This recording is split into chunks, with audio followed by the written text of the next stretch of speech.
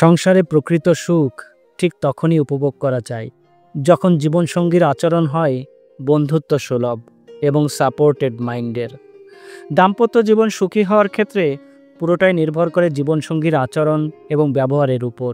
সঙ্গীর প্রতি যে মানুষটার আচরণ হয় বন্ধুসুলভ, সেই মানুষটার কাছেই শান্তি এবং সুখ মেলে। সাধারণত এক্ষেত্রে নারীদের প্রতি পুরুষদের একটু সদয় হওয়া উচিত, কেননা নারীরা বিয়ের পর শ্বশুরবাড়িতেই সারা জীবন কাটায়।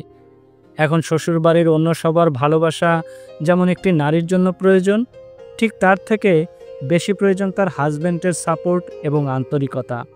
কেননা একজন নারী স্বামীর পরিচয়ে শ্বশুরবাড়িতে আশ্রয় পায়, স্বামীর পরিচয়েই সে আমৃত্যু শ্বশুরবাড়িতে অবস্থান করে। স্বামী যদি সাপোর্টেড মাইন্ডের হয়, স্বামীর যদি বন্ধুসুলভ আচরণ থাকে, তবে সেই নারীর শ্বশুরবাড়ির আর কোনো সুখ লাগে বলে আমার মনে হয় না। আর যে স্বামীর আচরণ তার স্ত্রীর প্রতি বন্ধুসুলভ এবং আন্তরিক, সেই স্বামীর প্রতি স্ত্রীরও সদয় হতে হয়। স্বামীর চাওয়া পাওয়া, পছন্দ, ভালো লাগাকে গুরুত্ব দিতে হয়। পরস্পরের মন খারাপে কিংবা বিষণ্ণতা, হতাশায় পরস্পরকে মানসিক সাপোর্ট দিতে হয়, সাহস দিতে হয়। পরস্পরের প্রতি এমন যত্নশীল না হলে একতরফা কোনো স্যাক্রিফাইসই দাম্পত্য জীবন সুখী করা যায় না।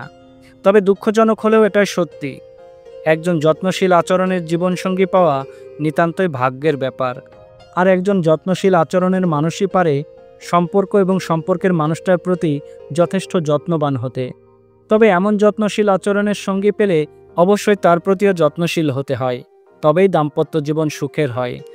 তবে হিতের বিপরীত ঘটলে সংসারে কেবল অশান্তিই বাড়ে না, বরং একতরফা স্যাক্রিফাইস আর মানিয়ে নিতে নিতে দাম্পত্য জীবনও হয়ে ওঠে নরকের মতো। তাই একে অপরকে ভালোবাসুন, শ্রদ্ধা করুন, সম্মান করুন এবং বুঝতে চেষ্টা করুন। দেখবেন আপনাদের দাম্পত্য জীবন অনেক সুন্দর ও সুখময় হবে।